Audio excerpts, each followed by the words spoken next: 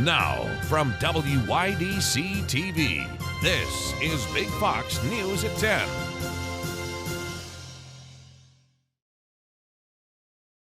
Good evening, I'm Anna Manuel.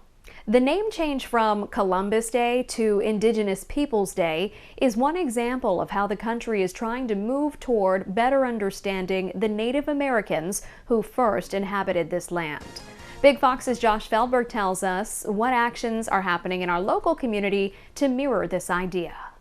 The United States has seen more and more sports teams, high schools, and other organizations stray away from using Native American imagery or names. Columbus Day has been changed to Indigenous Peoples Day to honor the original settlers of this land instead of Christopher Columbus. Over the last couple years, we have seen two professional sports teams change their names. The Cleveland Indians changed to the Guardians, and the Washington Redskins changed to the Commanders. Some places in the southern tier are experiencing these changes firsthand. This year, Odessa Montour High School changed their mascot from the Indians to the Grizzlies. The combined teams between Odessa Montour and Watkins Glen are now known as the Schuyler Storm, replacing the old name, the Seneca Indians. Odessa Montour joined 60 other schools nationally this year to drop Native American names. A bill introduced last year by State Senator Alessandra Biaggi would ban the use of Native American logos, mascots, and names in public schools by 2024. The bill is yet to be voted on, but it would see schools in the area such as Owego, Candor, and Groton all change their names by 2024. The bill would only allow for schools to continue using these names if the school was given the blessing of a native tribal nation to use the name. Whether or not the bill passes, we will have to wait and see. But you can voice your say on the matter at the New York State Senate website by voting for or against it. Josh Feldberg, Big Fox News, Corning. A convicted sex offender in Bath arrested for allegedly kidnapping a minor and taking him out of the state. Anthony Kroger was found with two additional teenagers from Steuben County in Washington, D.C. This according to police. They say Kroger is a 5-time convicted felon and recently finished a parole after serving a 4 to 11-year sentence. The Corning man accused of murdering a 26-year-old Corning woman appeared in court on Friday. Brett Hefner pleaded not guilty to all counts against him. Hefner is accused of murdering and sexually assaulting Kelly Collins in her home on August 5th. Hefner faces first and second-degree murder charges, as well as rape and burglary charges.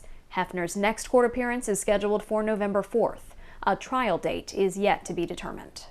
Shots fired outside Congressman Lee Zeldin's home has put crime front and center, not just in the race for governor in New York, but also in the midterm elections. Madeline Rivera reports from Washington, where control of Congress is hanging in the balance. A terrifying scene outside New York Congressman Lee Zeldin's house. His daughters were spending their Sunday at home doing homework when violence broke out. All of a sudden, they're hearing multiple gunshots. They then hear screaming. They run upstairs, lock themselves in the bathroom. One of my daughters calls 911. Suffolk County police say two 17-year-old men were hurt in a drive-by shooting. Both were taken to the hospital with non-life-threatening injuries. You had two people who got shot who were essentially laying down about 10 feet from where they were doing homework. One of the bullets landed about 30 feet from where the girls were doing homework. The NYPD says the number of citywide shootings and murders dropped in September compared to the same time last year, but the number of arrests is still high. Overall arrests for index crime citywide are at a 21-year high year-to-date, going back to 2001. An annual FBI crime report shows murders increased by 4.3% from 2020 to 2021. As midterm elections approach, the issue is threatening Democrats who are being painted as soft on crime. Even former Democratic New York Governor David Paterson has a warning for local Democrats if they don't address crime. I don't want to be the one in November to say I told you so. A Monmouth poll shows crime is the second most important issue for Americans behind inflation. In Washington, Madeline Rivera, Fox News. Harvey Weinstein's second sex crimes trial began in Los Angeles today. The former movie mogul still has 21 years to serve in prison following his 2020 conviction in New York on rape and criminal sexual assault charges. He's now 70 years old and in failing health. The latest trial comes 5 years after numerous women's allegations about him made the Me Too movement explode. Weinstein has been indicted on 4 counts of rape and 7 other sexual assault counts involving 5 women. Now to the latest from Ukraine. Explosions have rocked multiple cities across the nation, including missile strikes on the capital, Kyiv, for the first time in months. Trey Yingst reports. Moscow launching a massive attack against Ukraine on Monday, firing more than 80 missiles targeting cities across the country, including Kyiv, in the most destructive attack on the capital since the start of the war. Russian President Vladimir Putin says it's a response to the weekend bombing of a key bridge in Crimea, which he's blaming on Ukrainian special forces. The Kyiv regime, by its actions, has actually put itself on the same level with international terrorist formations. It is simply impossible to leave crimes of this kind unanswered. Russia says its airstrikes were aimed at military targets, but there's no evidence of that. Most of the missiles hit civilian infrastructure and public places, like a playground next to a hospital in the capital. Here in Kharkiv, Ukraine's second largest city, 3 missiles slammed into the main power grid, forcing residents to take shelter. Many say it's simply part of life during wartime. This is expected. After we bombed the Crimea bridge, we waited for it. It is very unfortunate that this happens. But the strikes today have not changed the momentum in this war. Ukrainian forces still making progress in the east, while officials in Kyiv remain defiant, saying they'll keep fighting despite today's attacks. We will restore everything that was destroyed. There may be temporary interruptions in electricity, but there will never be interruptions in the certainty of victory. In Kharkiv, the city is in a total blackout, though there are generators running as people wait underground for the Russian strikes to end. In Kharkiv, Trey Yingst, Fox News. The Council of Europe awarding its major human rights prize to Russian activist Vladimir Kara-Murza for his work opposing Russia's invasion of Ukraine. Kara-Murza spoke out against Russia's invasion of Ukraine in March of 2022 before the Arizona House of Representatives. He was jailed by Russian officials in April for spreading, quote, false information about Russian military operations. His wife, Evgenia Kara-Murza, accepted the award on his behalf at the ceremony. A new type of smart helmet could keep firefighters safer while also speeding up rescues. Details coming up. But next, we have your complete forecast. Stay with us. Here's your local stock market update from Big Fox.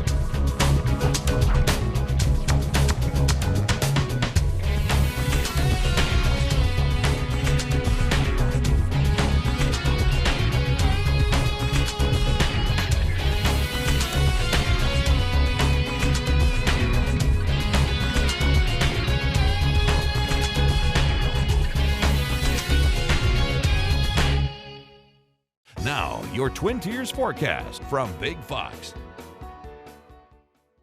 We've been battling with some temperature whiplash. When we look at the last 5 days, we were talking temperatures into those 70s Wednesday and Thursday, and then from 75 on Thursday to only a high 59 on Friday. We nearly cut that temperature down by 20 degrees, and then we continue to stay cooler than average, but we did return back towards average as we stepped into this early week, as we climbed into those lower 60s today as sunshine was returning. Now, under some clear and calm conditions, we'll note that there is going to be some fog development, but also the potential to see that we'll have those temperatures near that freezing mark again. So some freezing fog and some frosty conditions can't be ruled out. Also note that we have that southerly wind in place, and that's going to help temperatures out tomorrow. But as mentioned, widespread across the area will fall near that freezing mark, not looking widespread below 32 degrees. So we'll continue to see that maybe some of those frost conditions in place, but we'll note that the temperatures are going to be on the upward climb, bringing us more of these quiet and pleasant conditions as we factored in through much of the day today. Now, we still see that we're going to have some changes ahead. There will be several cold fronts that are going to be approaching the area for the latter half of the week. That is going to initiate some rainy conditions as we head into our Thursday forecast, and then that secondary frontal system on Friday is going to continue to pull those temperatures back towards those 50s. So more of this whiplash temperature trends will be seen. Also note that as we get out of some of those falling temperatures, we'll stay steady below average, but we will work in some weekend sunshine, but those overnight low temperatures will be brisk, similar to what we're going to be experiencing for our Tuesday morning, will be in place through much of the weekend. So as we step into Tuesday, we have a little bit of that morning fog cover and those near freezing temperatures. We'll trend to see that rainbow of colors as we'll see warming bring us to the 70s. So after hanging into the 60s the last few days, the warming trend will continue to hold into place. So as we hit that 70-degree threshold, we're talking nearly 10 degrees above average for this time of the year, as average is about 64. So we're looking at 72 into Elmira, Westfield around 66 degrees, 68 into Wayland. So everybody a few degrees above average. We'll see into our Tuesday overnight and then Wednesday morning. Not as cool as we're experiencing for our Tuesday morning due to the southerly wind that's going to continue to push ahead of this cold front. So that's going to keep temperatures into the 40s and even above average by about 5 to 10 degrees. But as that frontal system makes its approach, it will gradually bring in some showery weather. So we'll have some showers off towards the west, but we see that we still have a chance to climb into those 60s, still slightly above average with more sunshine than not, but you'll have that gradual increase in cloud cover, and then showery weather will move in Thursday. We'll also note that on Wednesday into Thursday is that as we still have that southerly wind, it is going to be a little breezy with those frontal system passages. So a little gusty, and those dropping temperatures will create a little bit of chill in the air. So the little southerly push still there on Wednesday will top off around 64 degrees. We'll have those showers and thunderstorms possible, but then there's that secondary cold front on Friday that will bring the highs only into those 50s, and then for the weekend we'll hug into those 60s as we continue to track some shower chances for the area. More pain at the pump, holiday shopping gets earlier, and a Halloween classic is back. Grady Trimble has those stories and more in today's Business Briefs.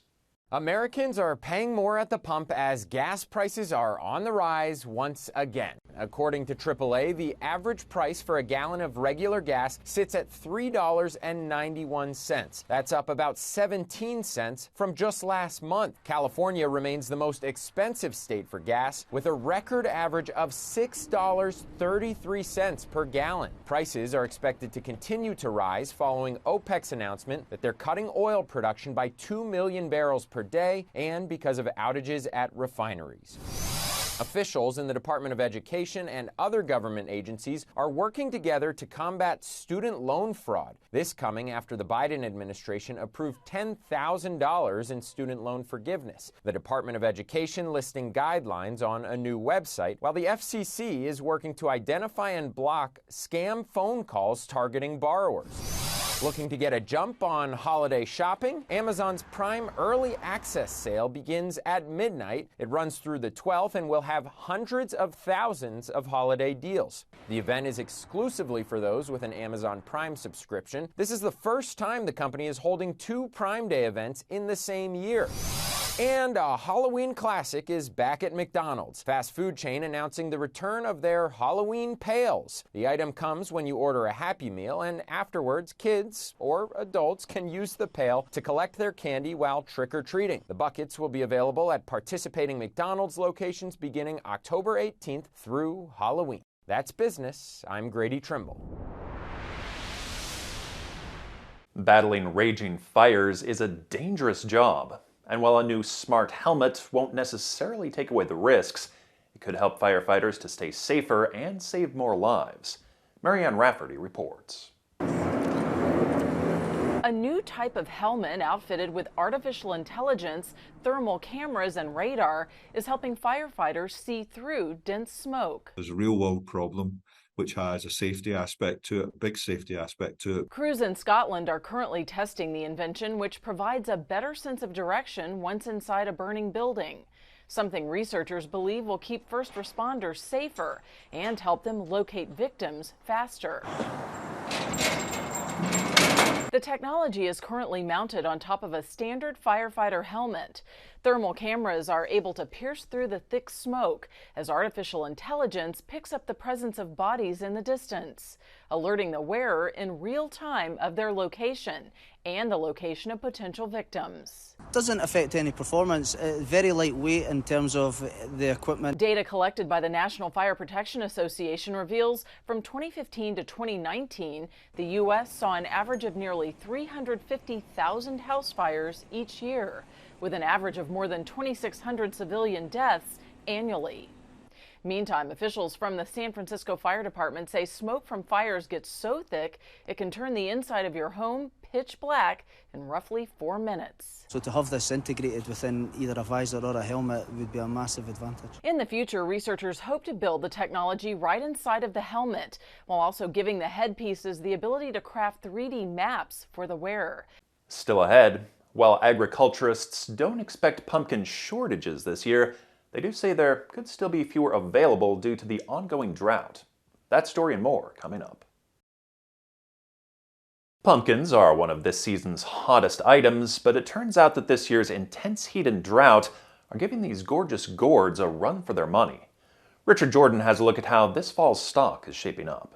We just love doing fall activities like apple picking, pumpkin picking. Pumpkins and fall pretty much go hand in hand. We've never seen a pumpkin patch this big. But this year, one of autumn's token symbols has been facing some hardships.